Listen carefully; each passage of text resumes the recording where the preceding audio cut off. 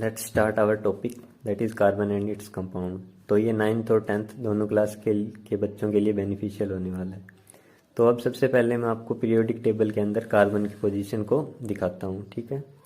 तो वैसे आपको पता ही होगा भी पीरियोडिक टेबल में जो ऐसे वर्टिकली होते हैं उनको हम ग्रुप्स कहते हैं और ग्रुप्स नंबर में 18 होते हैं, और जो हॉरिजॉन्टली ऐसे हैं these are 7 and these are called periods, ठीक है। तो ग्रुप और पीरियड हो गए। तो अब पीरियोडिक टेबल में ध्यान से देखिए, तो ये जो येलो वाले हैं ना दीज आर कॉल्ड मेटल्स, और जो ये वाले हैं दीज आर नॉन मेटल्स, और जो ये बीच में अलग से कलर दिख रहा है ना आपको ऑरेंज सा, ये होते हैं मेटलॉइड। तो अब कार्बन देखिए कहाँ है, कार्बन आता है नॉन मेटल में, और इसका ब्लॉक, इसको 4 ब्लॉक में डिवाइड किया होता है जो पीरियोडिक टेबल है, S block, P block, D block and नीचे वाला एफ ब्लॉक, ठीक है। तो कार्बन क्या है हमारा पी ब्लॉक का एलिमेंट है, जिसका क्या है एटॉमिक, एक तो एलिमेंट का होता है एटॉमिक नंबर और एक होता है एटॉमिक मास। तो जैसे कोई भी एलिमेंट है, जैसे कार्बन को लेते हैं, तो आपने कभी देखा होगा भी जो ये है भी किसी भी एलिमेंट को उसके एटॉमिक नंबर और मास नंबर से कैसे रिप्रेजेंट करते हैं। जो ये ऊपर वाला होता है ना इसको मास नंबर बोलते हैं, मास नंबर। और ये जो नीचे लिखा है जो 3, मतलब ये एग्जांपल के लिए लिया है मैंने, जो एलिमेंट कोई भी एक्स है और 6 मान लो उसका मास नंबर और 3 उसका एटॉमिक नंबर। तो जैसे हम कार्बन की बात करें तो कार्बन 12 है, जो ऊपर लिखा है वो मास नंबर हो गया और इसका एटॉमिक नंबर। और वो तो आपको पता ही है एटॉमिक नंबर क्या होता है। एटॉमिक नंबर होता है नंबर, जो असल में एटॉमिक नंबर की जो डेफिनेशन है उसके हिसाब से नंबर ऑफ प्रोटॉन्स, ठीक है। और इसको हम नंबर ऑफ प्रोटॉन्स हमें पता है भी इक्वल टू होते हैं नंबर ऑफ इलेक्ट्रॉन्स। तो हम इसको ऐसे बोल सकते हैं जो number of electron present in an, एक बात याद रखना आइसोलेटेड एटम होना चाहिए, तो उसमें जितने नंबर ऑफ इलेक्ट्रॉन प्रेजेंट होंगे वही नंबर ऑफ प्रोटॉन के इक्वल होंगे, यानी वही होगा एटॉमिक नंबर। और अगर आइसोलेटेड नहीं है तो इलेक्ट्रॉन कम ज़्यादा भी हो सकते हैं। और जो ऊपर वाला है ये क्या होता है मास नंबर, मास नंबर। तो मास नंबर है तो उस मास नंबर क्या होता है, इसके अंदर जो न्यूट्रॉन के अंदर प्रोटॉन प्लस न्यूट्रॉन, ठीक है, तो ये मास नंबर होता है। तो अगर हमें न्यूट्रॉन अगर काउंट करने हैं तो जो इलेक्ट्रॉन है और प्रोटॉन तो सेम होते हैं आइसोलेटेड में, तो अगर मास नंबर में से हम एटॉमिक नंबर सब्ट्रैक्ट करेंगे तो हमें न्यूट्रॉन मिल जाएंगे, ठीक है। तो इसके बाद हम थोड़ा सा पढ़ लेते हैं, जैसे कि एनसीईआरटी की बुक से थोड़ा सा देखें तो उसमें क्या होता है कि देर का भी कार्बन है, जैसे इसमें भी कार्बन, अगर इसमें मैं आपको दिखाऊं ये रहे जैसे कार्बन, तो बेसिक ऑफ लाइफ, मतलब ये बताना चाहता हूँ भी आपको कार्बन कहाँ कहाँ असल में यूज़ हो रहा है। और जो कार्बन अपने एटमॉस्फेयर में है ना, तो उसको एटमॉस्फेयर में कितना कार्बन है आपके 0.03%, ये मैंने एनसीईआरटी की बुक से देखा है। और मतलब और जो हमारे मिनरल्स हैं जितने भी, मतलब खनिज पदार्थ जो भी हैं उनमें 0.02% जो कार्बन है इतना है। और वैसे तो जैसे आपको वैसे अगर नॉर्मल लाइफ में बताऊं तो हमारी बॉडी के अंदर भी आपने सुना है कार्बन में ह्यूमन बॉडी और पेंसिल, ठीक है, पेंसिल में भी कार्बन होता है। और आपको जैसे बताऊं भी जो इलेक्ट्रिसिटी के लिए जो बैटरीज होती है ना, बैटरीज वगैरह, उनमें भी चार्ज वो कार्बन होता है। और कार्बन के बहुत सारे यूजेस हैं, ठीक है। तो ये इसके यूजेस हो गए। और इससे पहले मैं आपको बताऊं भी आगे बढ़े, इससे पहले मैं आपको एक चीज़ बताना चाहता हूँ। जैसे हम अब कार्बन, ये जो चैप्टर है इसके अंदर हम कार्बन की बॉन्डिंग, और ये कार्बन सबसे अलग क्यों है, मतलब बाकी एलिमेंट्स जो पीरियोडिक टेबल के होते हैं ना इनमें से सबसे अलग एनोमलस प्रॉपर्टीज़, मतलब इसका अलग बिहेवियर क्यों है कार्बन का, वो पढ़ लेंगे। तो इससे पहले मैं आपको एक चीज़ बता देना चाहता हूँ, ये जो बॉन्ड है, तो बॉन्ड आपको पता है ये 2 टाइप के आपने पढ़ रखे होंगे, एक तो आयनिक बॉन्ड और एक कोवलेंट बॉन्ड। तो स्ट्रॉन्ग कौन से होते हैं, आयनिक बॉन्ड, नो डाउट ये स्ट्रॉन्ग होते हैं आयनिक बॉन्ड। और कोवलेंट में बॉन्ड थोड़े से वीक होते हैं in comparison to ionic bond, ठीक है। तो ये आपको पता होना चाहिए। और आपको कुछ और टर्म्स पता होनी चाहिए, जैसे वैलेंसी। वैलेंसी पता है ना? वैलेंसी होता है number of valence electron present in A atom, ठीक है। तो वैलेंस इलेक्ट्रॉन जो आउटर मोस्ट सेल में, ठीक है, आउटर मोस्ट सेल में जितने एक एटम के अंदर प्रेजेंट होंगे इलेक्ट्रॉन, उसकी वैलेंसी होगी, ठीक है। तो अब हम आगे चलते हैं। तो इसमें अब आपको कार्बन के जैसे एक दो कंपाउंड बता देता हूँ मैं, जैसे उसमें बुक में एग्जांपल भी दे रखे हैं।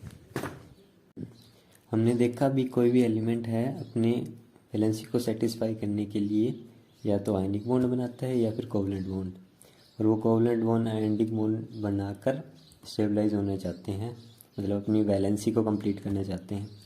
तो कार्बन के केस में क्या होता है, कार्बन के पास 6 इलेक्ट्रॉन हैं, ठीक है। तो 6 इलेक्ट्रॉन हैं, तो इसका जो मतलब स्ट्रक्चर बनाएं अगर हम, ठीक है, तो इनर मोस्ट में 2 इलेक्ट्रॉन और आउटर मोस्ट में 4 इलेक्ट्रॉन, मतलब इसकी वैलेंसी कितनी है, 4, ठीक है। तो आपको ये रूल पता है भी, या तो आउटर मोस्ट सेल में 8 इलेक्ट्रॉन होने चाहिए उसको स्टेबल होने के लिए, ठीक है। तो या तो इसके पास 2 ऑप्शन रह जाते हैं, या तो एक पहला ऑप्शन है can lose 4 electron to gain stability, ठीक है, और एक ये ऑप्शन है, और दूसरा ऑप्शन क्या है, कैन गेन 4 इलेक्ट्रॉन। और ये दोनों ही हम, ये कार्बन नहीं शो करता, क्योंकि अगर लूज़ कर देगा कार्बन 4+ बन जाएगा, और गेन कर लेगा कार्बन 4 नेगेटिव, मतलब ये नेगेटिव हो जाएगा। नेगेटिव का मतलब गेन कर लिए। तो अब गेन कर लेता है तो इसके लिए इसके अंदर प्रोटॉन तो 4 ही हैं, पर इलेक्ट्रॉन हो गए 6, और सॉरी प्रोटॉन इलेक्ट्रॉन तो है 6, पर अगर इसने 4 इलेक्ट्रॉन और गेन कर लिए तो इलेक्ट्रॉन हो जाएंगे 10। तो वो जो प्रोटॉन है वो इलेक्ट्रॉन को अच्छे से होल्ड नहीं कर पाएंगे, क्योंकि उनकी अमाउंट ज़्यादा होगी। और वैसे भी अगर 4 लूज़ करे और गेन करे तो इनमें इसको बहुत ज़्यादा एनर्जी की ज़रूरत होती है। तो कार्बन इन दोनों से हटकर क्या करता है, कार्बन कोवलेंट बॉन्ड बनाता है, ठीक है। तो अब हमने बात कर ली भी कार्बन कोवलेंट बॉन्ड बनाता है। कोवलेंट बॉन्ड ऐसा नहीं है कि कार्बन ही अकेला बनाता है, कोवलेंट बॉन्ड कई सारे एलिमेंट्स बनाते हैं। और एक इसमें कोवलेंट बॉन्ड पढ़ने से पहले आपको एक ये इलेक्ट्रॉन डॉट स्ट्रक्चर,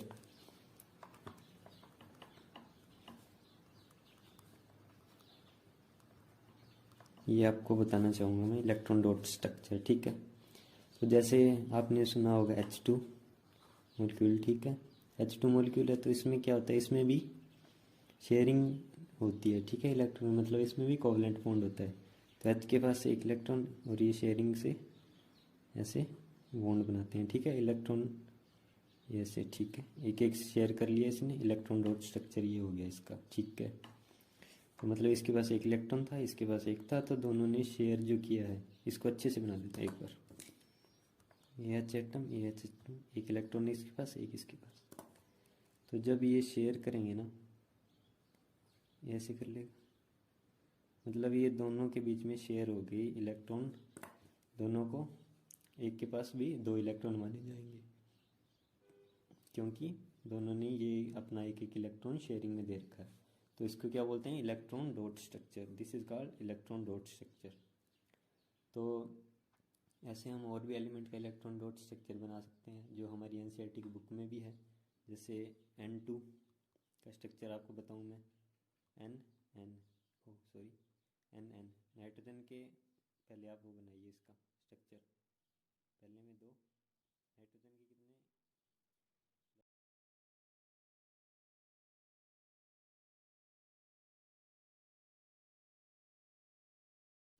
यहाँ पे भी शो करेंगे 3।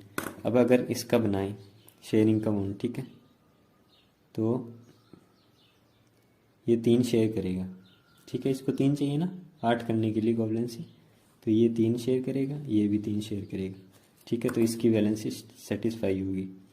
अगर किसी को ये नहीं पता है कि इसमें 2 ही क्यों चाहिए इसको सेटिस्फाई करने के लिए, इसमें तो 8 चाहिए होते हैं, तो जो पहली शेल होती है ना उसमें 2 इलेक्ट्रॉन ही आ सकते हैं, तो इसकी वैलेंसी वैसे सेटिस्फाई होगी।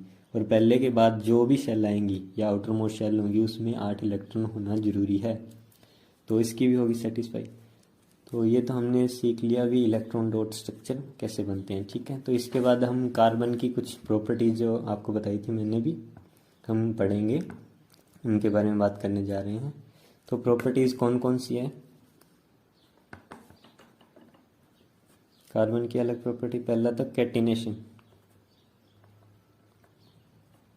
Catenation property. कैटिनेशन प्रॉपर्टी को इन शॉर्ट हम बोल सकते हैं सेल्फ लिंकिंग। इसका मतलब क्या है? सेल्फ लिंकिंग प्रॉपर्टी का मतलब है कार्बन अपने साथ, मतलब अपने साथ,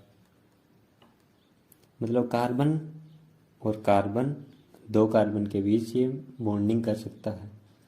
और कैटिनेशन ये प्रॉपर्टी होती है, कार्बन लंबी चेन बनाता है अपने दूसरे कार्बन के साथ, तो इस प्रॉपर्टी को क्या बोलते हैं? कैटिनेशन।